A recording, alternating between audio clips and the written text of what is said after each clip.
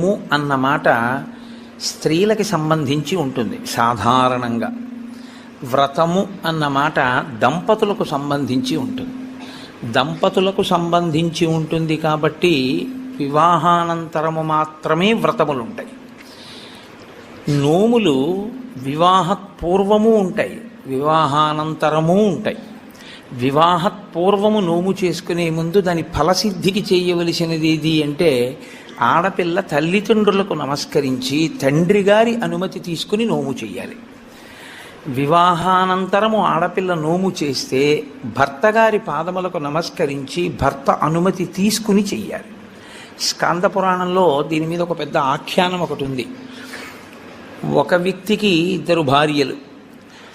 పెద్ద భార్య ఆయన్ని అనువర్తించి ఆయన ఏది చెయ్యమంటే అది చేసేది. ఒకవేళ ఆవిడ ఏదైనా చేద్దాం అనుకుంటే ఆయన పాదములకు నమస్కరించి ఆయన ఆశీర్వచనాన్ని అపేక్షించి అది పొంది చేసేది. చిన్న భార్య పెద్ద భార్య కన్నా ఎక్కువ నోములు నోచేది. కానీ ఆమె భర్త అనుమతి తీసుకోవడం కానీ భర్త పాదములకు నమస్కరించి కూర్చుని చేయడం కానీ ఎప్పుడూ చేసేది కాదు. కాకతాళీయంగా ఈ భర్త 2 భార్యల శరీరములు ఒకరోజే పడిపోతే ఆ భర్త శరీరాన్ని పెద్ద భార్య శరీరాన్ని వాళ్ళ జీవుల్ని స్వర్గలోకానికి తీసుకెడుతున్నారు. చిన్న భార్య శరీరాన్ని నరకానికి తీసుకెళ్ళారు. జీవుణ్ణి తీసుకెళ్తే ఆవిడ పరివేదన చెందింది. అదేవిడ పెద్ద ఆవిడ కన్నా నేను చాలా చేశాను, నన్ను నరకానికి తీసుకెడుతున్నారు ఏమిటంది. నువ్వు ఎన్ని చేసినా వ్రతమునకు నోమునకు ఒక ప్రధాన నియమం ఒకటి ఉంది. భర్త అనుమతి లేకుండా భర్తకి నమస్కరించకుండా చెయ్యకూడదు. అలాగే అందుకే కొన్ని వ్రతకల్పములోకి వచ్చినా పక్కన భర్త కూర్చోకపోయినా ఆయన అనుమతితో ఆవిడ చేసింది కాబట్టి నోము వ్రతముగా మారిపోతుంది. వరలక్ష్మి వ్రతము అప్పుడు మరి భర్త పక్కన కూర్చోలేదుగా వరలక్ష్మి వ్రతం చేసేటప్పుడు. అంటే భర్త పాదములకు నమస్కరించి చేసినటువంటి కారణం చేత ఆ నోము వ్రతమే అయిపోతుంది. అది దాని స్వరూపము నోము, కానీ వ్రతంగా ఎప్పుడు మారుతుందంటే భర్త పాదములకు నమస్కరించి. ఎందుకు అలా నియమం పెట్టారు అంటే ఆడదానికి స్వార్థం ఉండదు అని శాస్త్రవాక్కు. వివాహపూర్వము ఆమె ఏది చేసినా మంచి భర్త కొరకు, వివాహానంతరము ఆమె ఏమి చేసినా అత్తమామలు పుట్టింటి వారి యొక్క సౌఖ్యము కొరకు. మరి నీ సౌఖ్యము? నాకు వేరు సౌఖ్యం లేదు, వాళ్ళందరూ సుఖంగా ఉండడమే నా సుఖం అంటుంది. అందుకే ఆడదాని పేరు మీద నెలకి 3 వానలలో 1 వాన. అంత గొప్పది పతివ్రతా ధర్మం. అనసూయమ్మ యొక్క గొప్పతనం అంతా పాతివ్రత్యమే. అటువంటి నోములు కొన్ని, వ్రతములు అనేకమైనటువంటి వ్రతములు. మీరు ఆ సిద్ధి విఘ్నేశ్వర వ్రతం దగ్గర నుంచి వరలక్ష్మీ వ్రతం, ఋషి పంచమీ వ్రతం, పౌష్య వ్రతం, ఎన్ని వ్రతాలు ఉంటాయో. ఇన్ని వ్రతాలు చేసేది దీని కొరకు అంటే 1 కామ్యసిద్ధి, 2 చిత్తశుద్ధి. ఏ కోరిక లేకపోతే చిత్తశుద్ధి కొరకు చేసినట్టు, ఏదైనా కోరికతో చేస్తే కామ్యంతో చేసినట్టు. రెండిటినీ అనుగ్రహించగలిగి ఉంటాయి. ఇలా రెండిటిని అనుగ్రహించగలిగినటువంటి వ్రతములు మీరు ఏ కోరిక కోరుకోకపోయినా తప్పకుండా ఇది మాత్రం మీరు చెయ్యండి.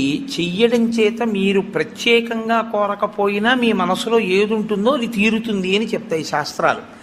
నేను మీకు ఒక ఉదాహరణ చెప్పాలంటే వరలక్ష్మీ వ్రతాన్ని ప్రత్యేకమైన కోరికతో ఎవరు చెయ్యరు. వరలక్ష్మీ వ్రతం చేసేస్తారంతే.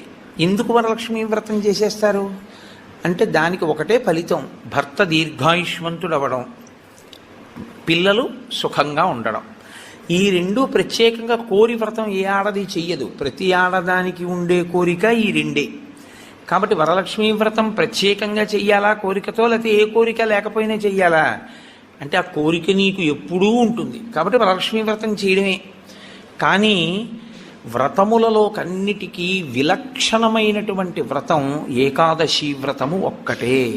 ఏకాదశి వ్రతం బ్రహ్మచారి చెయ్యాలి, గృహస్థు చెయ్యాలి, వానప్రస్థు చెయ్యాలి, సన్యాసి చెయ్యాలి, నలుగురు చేస్తారు. పైగా మీకు తిథుల యొక్క నిర్ణయం చేత నైమిత్తికములు అని పిలుస్తారు. తిథులు అన్ని సంప్రదాయముల వాళ్ళు ఆ తిథులు చేయరు. సుబ్రహ్మణ్య షష్ఠి వచ్చిందనుకోండి, వైష్ణవులు చెయ్యాలి అని నియమం ఏం లేదు. అలాగే మహాశివరాత్రి వచ్చిందనుకోండి, వైష్ణవులు చెయ్యాలి అని నియమం ఏం లేదు. ఒక్కొక్కసారి హయగ్రీవ జయంతి అని వచ్చిందనుకోండి, స్మార్తులందరూ చెయ్యాలి అని నియమం ఏం లేదు. విశ్వక్సేన జయంతి అని వచ్చిందనుకోండి, అందరూ స్మార్తులు చెయ్యరు. విఘ్నేశ్వర చతుర్థి వచ్చిందనుకోండి, శాక్తేయులు కానీ వైష్ణవులు కానీ చెయ్యాలి అని పట్టుదలతో చేయడం కనపడదు. కానీ ఏకాదశి వ్రతం మాత్రం అన్ని సంప్రదాయముల వాళ్ళు చెయ్యాలి, అన్ని సంప్రదాయముల వాళ్ళు చెయ్యాలి, అన్ని ఆశ్రమముల వాళ్ళు చెయ్యాలి. అంత గొప్ప వ్రతం ఏదైనా ఉంటే అది ఏకాదశి వ్రతం ఒకటే. ఆ ఏకాదశి ప్రతి నెలలోనూ శుక్లపక్షంలో ఒక ఏకాదశి వస్తుంది, కృష్ణపక్షంలో ఒక ఏకాదశి వస్తుంది. కాబట్టి 12 నెలలలో 12 × 2 24 ఏకాదశులు వస్తాయి. ఈ 24 ఏకాదశుల్లో ఏ ఏకాదశి నాడు వ్రతం చెయ్యాలి అంటే 24 ఏకాదశులు వ్రతం చెయ్యాలి. ఒకవేళ 24 ఏకాదశులు కాకుండా అధిక మాసం వస్తే, అధిక మాసంలోని శుక్లపక్ష కృష్ణపక్షాల్లో వచ్చేటటువంటి ఏకాదశి తిథుల యందు కూడా వ్రతం చెయ్యాలి. కాబట్టి ఏకాదశి తిథి నాడు చేయవలసినటువంటి వ్రతానికి మాత్రం ఎక్కడా శాస్త్రములలో ఏ ఆశ్రమము వారికి మినహాయింపు లేదు, అందరూ చేయవలసిందే. ఒక్కొక్క ఏకాదశిని ఒక్కొక్క పేరుతో పిలుస్తారు. ఉదాహరణకి పుత్రైకేకాదశి అని ఒక ఏకాదశి 24 ఏకాదశుల్లో. కానీ మనకి ప్రత్యేకించి ఈ పుష్యమాసంలో వచ్చేటటువంటి ఏకాదశి ముక్కోటి ఏకాదశి అని పిలుస్తారు. ముక్కోటి ఏకాదశి అని పిలిస్తే దాని వెనక రహస్యం ఏమిటి అసలు? ముక్కోటి ఏకాదశి అంటే 3 కోట్ల ఏకాదశి అని. పోనీ దేవతల సంఖ్య చూద్దామా, 33 కోట్లు, 3 కోట్లు కాదు. మరి ముక్కోటి ఏకాదశి అన్న పేరు అసలు ఎందుకు వచ్చింది? 3 కోట్ల ఏకాదశి అన్న పేరు రావడానికి కారణం ఏమిటి అంటే, ఏ ఏకాదశిని విడిచిపెట్టి ఉండడానికి వీలు లేనటువంటి స్థితిలో ఏకాదశి చేయకుండా జీవించేసేవాళ్ళం మనం. ఏ ఆశ్రమంలోనూ కూడా బ్రహ్మచారిగా ఉండగానూ ఏకాదశి లేదు, గృహస్థుగాను ఏకాదశి లేదు. మిగిలిన 2 ఆశ్రమాల గురించి నేను మాట్లాడను, ఎందుకంటే వాటిని స్పృశించి మాట్లాడే అధికారం నాకు లేదు. కాబట్టి ఈ 2 ఆశ్రమాల్లోనూ ఏకాదశి చెయ్యట్లేదు. మరి అంత గొప్ప ఏకాదశి వ్రతాన్ని చెయ్యకపోతే పాడైపోతున్నాడు. కాబట్టి ఏ ఏకాదశి నాడు వ్రతం చేస్తే 3 కోట్ల ఏకాదశులు చేసినటువంటి ఫలితం వస్తుందో ఆ ఏకాదశికి ముక్కోటి ఏకాదశి అని పేరు. కాబట్టి 3 కోట్ల ఏకాదశులు చెయ్యడము అంటే ఈ ఉపాధితో ఉండగా చేసేవి 3 కోట్ల ఏకాదశులు ఒక్కనాటికి ఉండవు. ఈ ఉపాధి కాకుండా ఇత పూర్వం పొందినటువంటి తిర్యక్ ఉపాధులు కానీ, హీనోపాధులు కానీ, జంతువులు మొదలైనటువంటి ఉపాధులు కానీ వాటికి ఏకాదశి వ్రతం లేదు.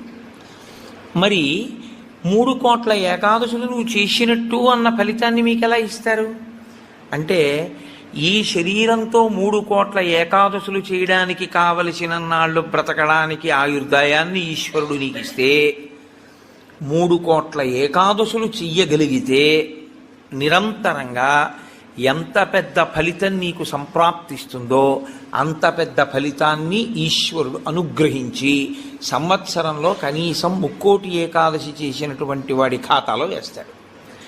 అంటే నైమిత్తిక తిథిగా ముక్కోటి ఏకాదశి అంత విశేషమైనటువంటి స్థితిని పొంది ఉంటుంది. ముక్కోటి ఏకాదశి నాడు ఏం జరిగితే ఈశ్వరుడు ఈ స్థితిని ఇచ్చాడు? ముక్కోటి ఏకాదశి నాడు 2 జరిగాయి అని చెప్తారు. ఒకటి, అమృతం పాలసముద్రంలోంచి పైకొచ్చింది. 2, ముక్కోటి ఏకాదశి నాడే పరమేశ్వరుడు హాలాహలాన్ని భక్షణ చేశాడు. పరమేశ్వరుడు లోకం కోసం హాలాహలాన్ని భక్షించాడు కాబట్టి ఆ రోజున మేమేమీ తినకుండా ఉంటామంటారు శైవులు. అమృతాన్ని లోకం కోసం ఉత్పాదించి మహాకూర్మంగా పాలసముద్రంలో పడుకుని తన వీపు అంత ఒరుసుకుపోతున్నా దేవతలకు అమృతోత్పాదనం చేసి వాళ్ళని కాపాడి రాక్షసుల్ని మోహిని రూపంలో నిగ్రహించాడు. కాబట్టి విష్ణు స్వరూపం కోసం మేము ఉపవాసం ఉంటున్నామంటారు వైష్ణవులు. విష్ణువు అంత గొప్ప స్థితిని పొంది దేవతలకి రాక్షసులకి అమృతాన్ని పంచేటప్పుడు రాక్షసులకు చిక్కకుండా దేవతలకి పంచడానికి కావలసిన మోహ పెట్టగలిగినంత సౌందర్యాన్ని అమ్మవారిని ఉపాసన చేసి పంచగలిగాడు కాబట్టి అమ్మవారు ఈ అదృష్టాన్ని కల్పించింది కాబట్టి మేము ఉపవాసం ఉంటామంటారు శాక్తేయులు. అసలు ఇన్ని కార్యాలు జరిగాయి అంటే ఏ విఘ్నం లేకుండా చేసిన వాడు మా గణపతే కాబట్టి మేము ఈ రోజున ఉపవాసం ఉంటామంటారు గణాపత్యుడు. ముక్కోటి ఏకాదశి నాడు మీరు చెయ్యండి అని చెప్పవలసిన అవసరం లేకుండా అన్ని సంప్రదాయముల వాళ్ళు ఉపవాసం ఉండడానికి కారణం బాహ్యంలో అది. ఆంతరమునకు సంబంధించినంత వరకు ఏకాదశి వ్రతానికి సంబంధించి ఒక గొప్ప రహస్యాన్ని శాస్త్రం ఆవిష్కరిస్తుంది.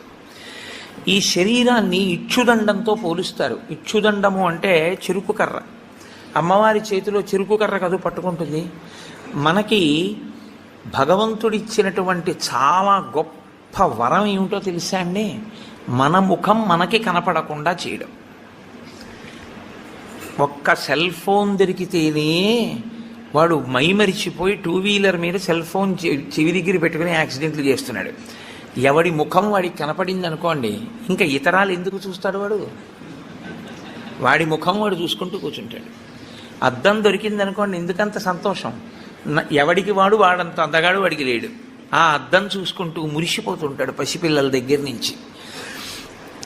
తన స్వరూపము, స్వ అన్న మాట వాడడం కూడా మంచిది కాదు. ఎందుకంటే శంకరాచార్యులు వారు స్వరూప అన్న మాటని వేరొక చోట వాడతారు. స్వరూపానుసంధానం భక్తిరుత్యభిధీయతే అంటారు. అందుకని తన రూపాన్ని తాను చూసుకుని మురిసిపోవడానికి ఉపకరణము దర్పణము, అద్దము. ఎప్పుడూ మనకెలా ఉంటుందంటే చెరుకు కర్రకి కింద నుంచి పై వరకు మీరు ఎక్కడ కొరకండి తీపే, అలాగే మన శరీరం అంటే కింద నుంచి పై వరకు మనకి తీపే. ఈ శరీరంలో అబ్బాయి బొట్టు పెట్టుకోరా అన్నారనుకోండి, వాడికి బొట్టు పెట్టుకోవడానికి చిన్నతనం. బొట్టు పెట్టుకుంటే వాడి అందం అంతా ఏదో పాడైపోతుందని వాడికి ఒక భ్రాంతి. అందుకని వాడు బొట్టు పెట్టుకోడు. వాడు బొట్టు పెట్టుకోక ఏం కోల్పోతున్నాడో వాడికి తెలియదు. తెలియక బొట్టు పెట్టుకోవడానికి పెద్ద భేషజం. నిజంగా నువ్వు పెట్టుకున్న బొట్టు నీకు సాంప్రదాయికమైన సౌందర్యాన్ని, ఎంత సౌందర్యాన్ని తీసుకొస్తుందో నీకు తెలియదు. ఈశ్వరుడు పుట్టుమచ్చ తీసుకొచ్చి పెట్టుంటే ఏం చేస్తావు? పుట్టుమచ్చ తీసుకొచ్చి పెట్టుంటే ఏం చేస్తావు? పెట్టుకోరా అన్న బొట్టు మాత్రం పెట్టుకోవడానికి మనకు అంత కష్టం ఎందుకని? అయ్యి బాబోయ్, ఈ శరీరం యొక్క అందం ఏమైపోతుందో అని.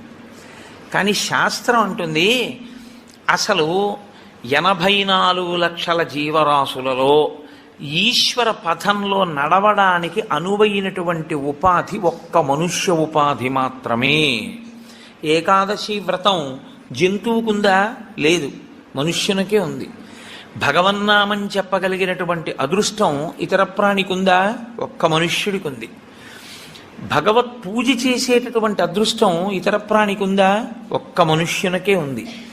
ఇన్ని అదృష్టములు మనుష్యునకు ఉన్నా మనుష్యుడు దేని కొరకు వీటన్నిటినీ విడిచిపెడతాడు అని అడిగింది. అంటే దాన్ని చాలా గొప్ప రహస్యమైనటువంటి విధి విధానంలో కట్టడి చేసి మనిషికి భోగమునందు ఉండేటటువంటి లాలసని ఈశ్వరుడు నిరూపణం చేస్తాడు. ఉపాసన కాలమంతా దక్షిణాయనం, దక్షిణాయనం అంతా ఉపాసన, ఉత్తరాయణం అంతా తరిస్తాడు. బాగా చదువుకోవలసిన సమయంలో చదువుకున్నవాడు పరీక్షలు రాసినప్పుడు రాసి ఇంక సెలవుల్లో ఆడుకున్నట్టు. దక్షిణాయనంలో ఉపాసన చేయడానికి అడ్డొచ్చేది అంటే ప్రకృతి. ప్రకృతి బాహ్య ప్రకృతి, ఇక్కడ ఉండేటటువంటి ప్రకృతి అంటే బ్రహ్మాండ ప్రకృతి, పిండాండ ప్రకృతి. మీరు చూడండి, దక్షిణాయనం ఆషాఢమాసం దగ్గరలో ప్రారంభం అవుతుంది. ఆషాఢమాసం దగ్గర నుంచి ఇంకా మీకు వరస అన్నీ ఈశ్వరోపాసనకి సంబంధించినవి. విఘ్నేశ్వర వ్రతకల్పం కానివ్వండి, లేకపోతే శ్రావణ మాసం శుక్రవారాలు కానివ్వండి, మంగళగౌరీ వ్రతం కానివ్వండి, ఆ తర్వాత వచ్చేటటువంటి శరత్కాలంలో వచ్చే దేవీ నవరాత్రులు కానివ్వండి, తదనంతరం కార్తీకం, మార్గశీర్షం, పుష్యం, మాఘం, ఇవన్నీ విశేషమైనటువంటి ఆరాధన. భగవంతుణ్ణి ఆరాధించి మిక్కుటమైన ఫలితాన్ని పొందడానికి కావలసిన తిథులన్నీ అక్కడే ఉంటాయి. కానీ ఈయన ఎందుకు లేవలేడు, ఎందుకు ప్రాతకాల స్నానం చెయ్యలేడు? ఒక్కటే కారణం, గాలి అక్కర్లేదు, ఉన్న తలుపులు వేసేస్తే చాలు. కొత్తగా ఏసీ అక్కర్లేదు, ఓ పల్చటి దుప్పటి మీద పడేసుకుంటే చాలు, చక్కగా నిద్ర పట్టేస్తుంది. తెల్లవారకట్ట లేవలేడు, సంధ్యావందనం చేయలేడు, కార్తీక సోమవారం నువ్వేమీ చేయక్కర్లేదు, స్నానం చేయలేడు, దేవాలయానికి వెళ్ళలేడు, ఉపవాసం ఉండలేడు. ఎందువల్ల ఉండలేడు అంటే బయట ప్రకృతి దీన్ని సుఖపెట్టడానికి అనువైన రీతిలో ఉంటుంది ఆ కాలం అంతా. ఉండడంలో ఏమవుతుందంటే సుఖలాలసకి అలవాటు పడి దీన్ని కష్టపెట్టడానికి ఇష్టపడడం. కానీ శాస్త్రం అంటుంది నీకు బెల్లం కావాలి, పంచదార కావాలి, చెరుకు కర్ర ఉంటే వస్తాయి, మంచిదే. కానీ చెరుకు కర్ర ఒక్కటి అక్కడ పెట్టి నువ్వు బెల్లంగా మారు అంటే మారుతుందా? మారదు. నువ్వు పంచదారగా మారుతుందా? మారదు.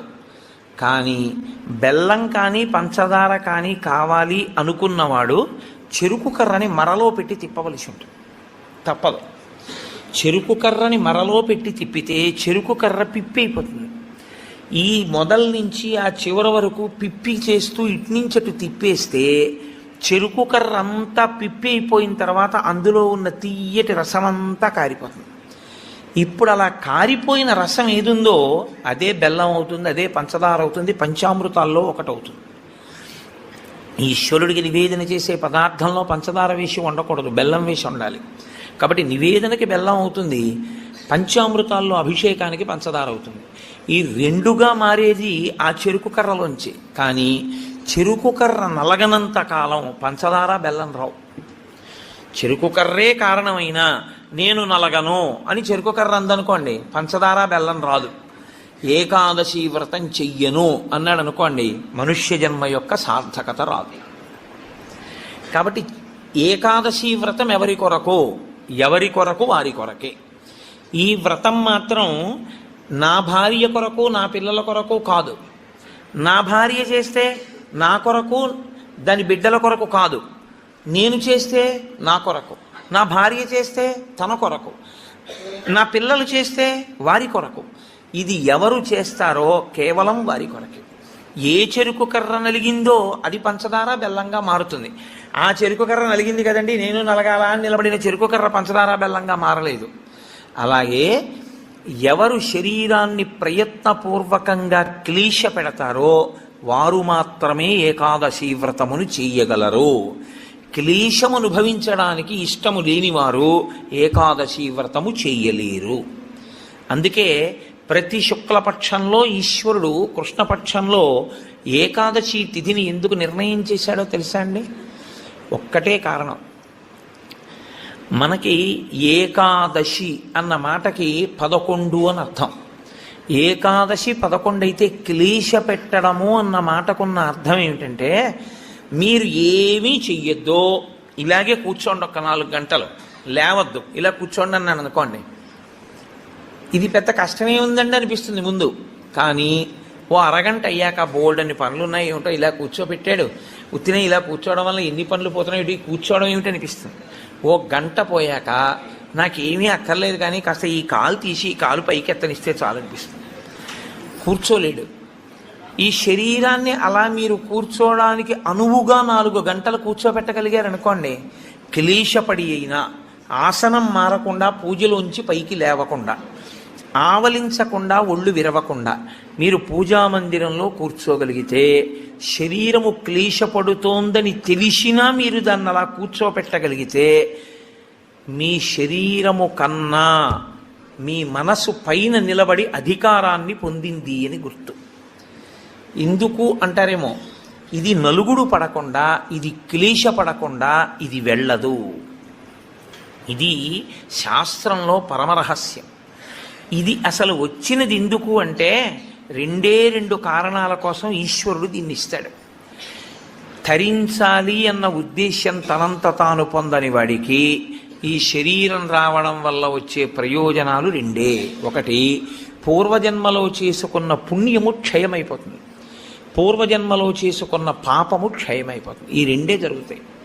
ఎలా జరుగుతాయని మీరు అడుగుతారేమో.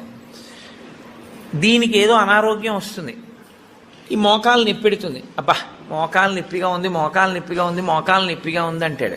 అసలు శరీరం అన్నది లేదనుకోండి, నొప్పిగా ఉందని బాధపడడానికి మీకేముంది? మీరు బాధపడడానికి ఏం లేదు. మీరు బాధపడాలి అంటే మీకు శరీరం ఉండాలి. శరీరం ఉంటే మనసు ఉంటుంది. అప్పుడు మనసు ఎప్పుడు బాధపడుతుంది? నా కూతురు ఏదో బాధపడితే నా మనసు బాధపడుతుంటుంది. నేను చేసుకున్న పాపపుణ్యాలు పోవాలి అంటే ఈ శరీరంతోనే నేను పోగొట్టుకోవాలి. నేను అలా ఓ భవనాన్ని చూపించి ఇది నాదే, ఇది నాదే, ఇది నాదే అంటున్నాను అనుకోండి, నా పుణ్యం పోతూ ఉంటుంది. ఎందుకంటే మీరు ఎంత పొంది ఉన్నారో అంత వలన ఈశ్వరుడు అంత పుణ్యాన్ని క్షయం చేస్తాడు. నీకు ఇంత పుణ్యం చేశావు, అది పోతే ఇదిగో ఇంత నీకుంది అన్న అధికారం ఇస్తాను. ఇన్ని మాటలు నాదేని నువ్వు అనొచ్చు. ఇంత పుణ్యం నీకు పోతే ఇంత సుఖాన్ని నువ్వు అనుభవించవచ్చు. అందరూ ఒకడు కష్టపడి నడిచెడుతున్నాడు, అంతకన్నా ఒకడు సైకిల్ మీద ఎడుతున్నాడు, అంతకన్నా తేలిగ్గా ఒకడు స్కూటర్ మీద ఎడుతున్నాడు, అంతకన్నా తేలిగ్గా ఒకడు కారు మీద ఎడుతున్నాడు, ఇంకా తేలిగ్గా ఒకడు కబుర్లు చెప్పుకుంటూ రైల్లో వెడుతున్నాడు ఏసీలో, ఇంకా తేలిగ్గా గంటలో ఒకడు విమానంలో వెడుతున్నాడు. భోగమునందు స్థాయి మార్పులో ఈశ్వరుడు పుణ్యాన్ని క్షయం చేసేస్తాడు. అంటే నీవు అందులో ఎంత కష్టపడవలసి ఉంటుందో అంత కష్టాన్ని దాటేస్తావు. ఓ 1000 కిలోమీటర్లు ప్రయాణం చెయ్యవలసి వస్తే, నిజంగానూ పాదచారి అయి నడవవలసి వస్తే పడవలసిన క్లేశాన్ని 2 గంటల్లో సీట్లో కూర్చుని ఏసీలో పేపర్ చదువుకుని వెళ్ళిపోయావు. వెళ్ళిపోవడం వరకు బాగానే ఉంటుంది. వెళ్ళిపోయిన కారణం చేత నీ పుణ్యం క్షయమైపోతుంది. నిన్ను విమానంలో పంపించానా లేదా 2000 కిలోమీటర్లు? ఉత్తినే వెళ్ళావా? డబ్బు ఇచ్చాను కాబట్టి టికెట్ కొనుక్కున్నావు. డబ్బు ఎక్కడి నుంచి వచ్చింది అనుకుంటున్నావు? చేసిన పుణ్యం పోతే వచ్చింది.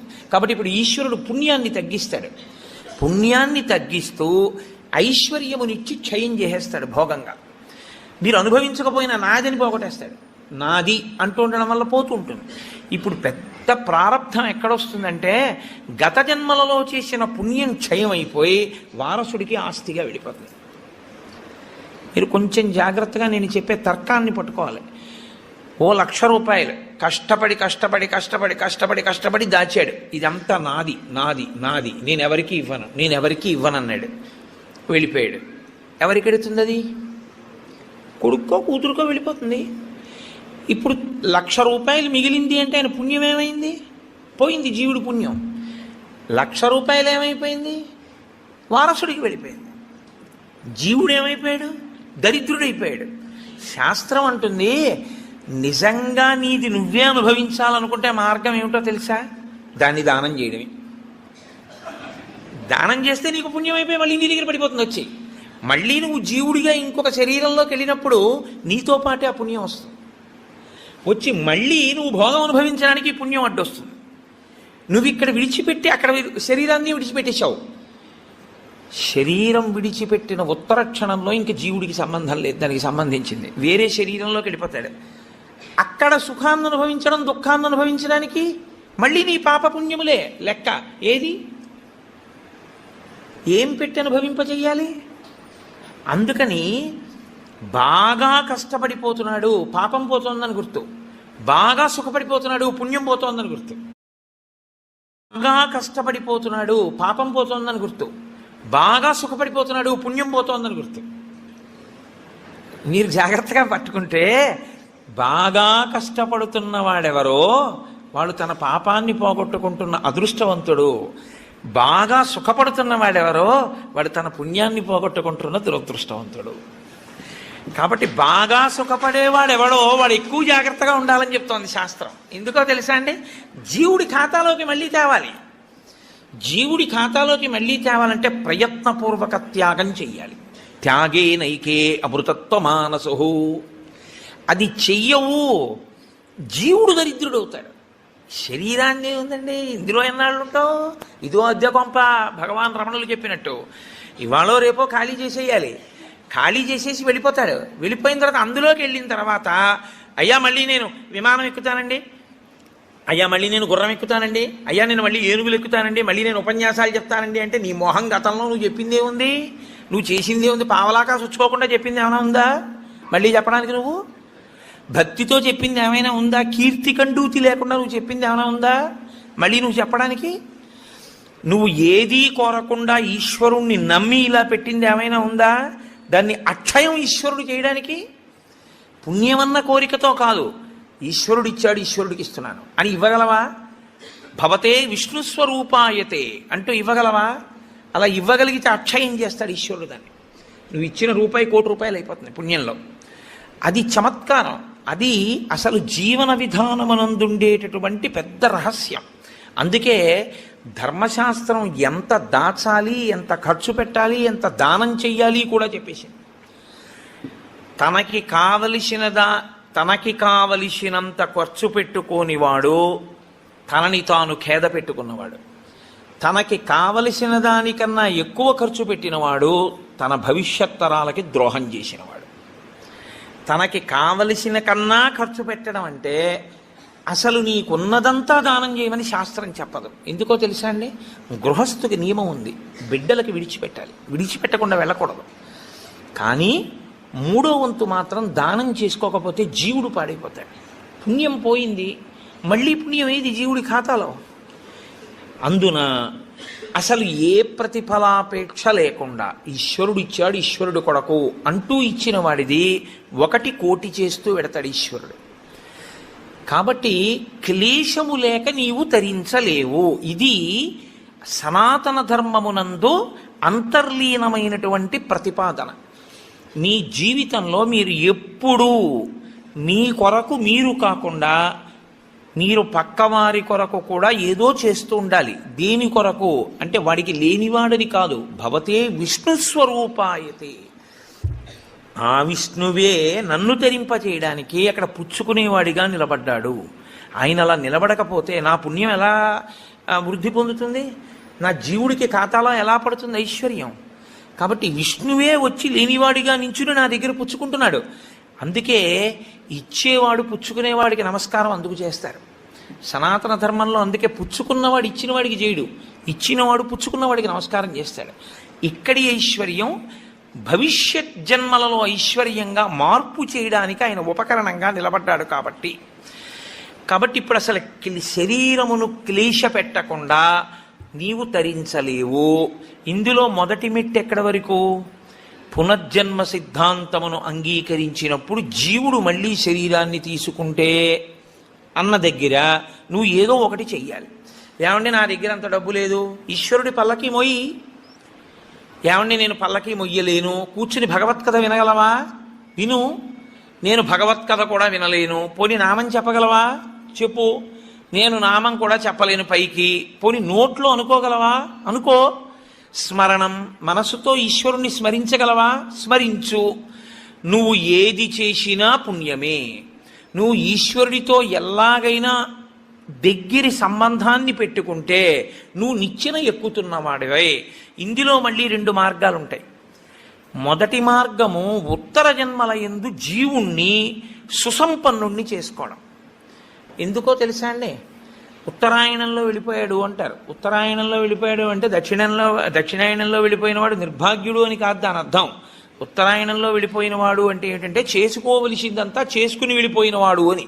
దక్షిణాయనంలో చేసుకోవలసిందంతా చేసేసుకున్నవాడు ఉత్తరాయణంలో పెడతారు కదండి. అంటే చేసుకోవలసిన పుణ్యం అంతా చేసేసుకున్నవాడు దక్షిణాయనంలో వెళ్ళినా ఒకటే, ఉత్తరాయణంలో వెళ్ళినా ఒకటే. ఇప్పుడు ఈ చేసుకునే పుణ్యం 2 కింద విభాగం చేస్తాడు ఈశ్వరుడు. 1 మళ్ళీ వచ్చే జన్మకి పెట్టుబడిగా నువ్వు వాడుకోవలసింది. 2 అసలు జన్మే అక్కర్లేదని ఈశ్వరుడితో కలిసిపోవలసింది. ఈ రెండిటిలో నీకు ఇంకా వచ్చే జన్మలో కూడా ఏదో వెలగబెట్టేద్దామన్న కోరికుంటే మొదటి మార్గం. అసలు నేను అలా వెలగబెట్టేద్దామన్న కోరిక నాకు లేదు, మహాప్రభో మళ్ళీ నాకు ఈ ధర్మశాస్త్రాలు ఈ సూక్ష్మాలు తెలుస్తాయో తెలియవో, కొంపతీసా జన్మలో మళ్ళీ నేను అన్నీ దాచుకుని వెళ్ళిపోతే అప్పుడు ఏమైపోవాలి జీవుడు? నాకు అది వద్దు ఇది వద్దు, నాకు అది సున్నైపోవాలి ఇది సున్నైపోవాలి. పాపము పుణ్యము 2 ఉండకూడదు నాకు. ఇప్పుడు పాపము లేదు పుణ్యము లేదు. ఇప్పుడు 2 లేనప్పుడు ఈ శరీరం ఎందుకు అనుభవించడానికి? పాపానుభవానికి శరీరం, పుణ్యానుభవానికి శరీరం. పాపానుభవం లేదు పుణ్యానుభవం లేదు, ఇంక ఈ శరీరం ఎందుకు నీకు? కాబట్టి ఇవ్వడు ఈశ్వరుడు. ఈశ్వరుడు ఇవ్వకుండా ఉండాలి అంటే పాపమును పుణ్యమును కాల్చాలి. పాపమును పుణ్యమును కాల్చడానికి నీకెంత పాపం ఉందో నీకు తెలుసా, నీకెంత పుణ్యం ఉందో నీకు తెలుసా? తెలియదు. ఈశ్వరుడు అన్నాడు, నీవు నీ జేబులో ఉన్న 10 రూపాయలు ఇంకోటికి ఇచ్చేయడం కష్టమైనా క్లేశపడి ఇవ్వడం వల్ల పుణ్యం ఇచ్చినట్టే, ఈశ్వరుణ్ణి చేరుకోవడం కోసం నీకిచ్చిన తెప్పయైన ఈ శరీరాన్ని క్లేశ పెట్టడానికి ఏకాదశి వ్రతాన్ని నిర్ణయం చేశాడు. ఏకాదశి వ్రతం చాలా గంభీరమైన వ్రతం. అందుకే లోకంలో పెద్దలు ఏం చెప్తారంటే, స్వామి పుష్కరిణీ స్నానం, సద్గురోహ పాద సేవనం, ఏకాదశి వ్రతం చాపి త్రయం అత్యంత దుర్లభం. ఈ 3 చెయ్యలేరు అని చెప్తారు. ఎందుకు చెయ్యలేరు? స్వామి పుష్కరిణీ స్నానం, అక్కడికి వెడతాడు, ఆనందనిలయం చుట్టూ 100 మార్లు తిరుగుతాడు, కానీ పుష్కరిణిలో స్నానం చేద్దామన్న ఊహవాడికి రానే రాదు. సద్గురోహ పాదసేవనం, సద్గురువు పాదములు పట్టుకునే అవకాశం ఇవ్వడు. ఎందుకు ఇవ్వడు? ఒక్కటే కారణం, నాకు అసలు కాళ్ళ నొప్పులే ఉండవంటాడు. ఆయన అసలు కాళ్ళు పట్టించుకోవడం ఆయన జన్మాంతరంలో ఆయన చేయడు. కాబట్టి అసలు గురువుగారి కాళ్ళు బట్టి అదృష్టం నీకు ఎప్పుడు వస్తుంది? నువ్వు ఆయన కాళ్ళు నిప్పిడితే కదా నువ్వు వెళ్ళి పట్టుకోవడానికి. కాబట్టి ఆయన కాళ్ళు పట్టుకునే అదృష్టం ఉండదు. సద్గురోహ పాదసేవనం. ఏకాదశి వ్రతం చాపి, ఏకాదశి వ్రతము చెయ్యలేడు. ఎందుకు చెయ్యలేడో తెలుసా అండి? మీరు అంగీకరించినా అంగీకరించకపోయినా శాస్త్రీయమైన, వేదప్రోక్తమైన, ఋషిప్రోక్తమైన ఒక పెద్ద రహస్యాన్ని మీకు ఇప్పుడు చెప్తా. ఏకాదశి వ్రతం ఎందుకు కష్టం?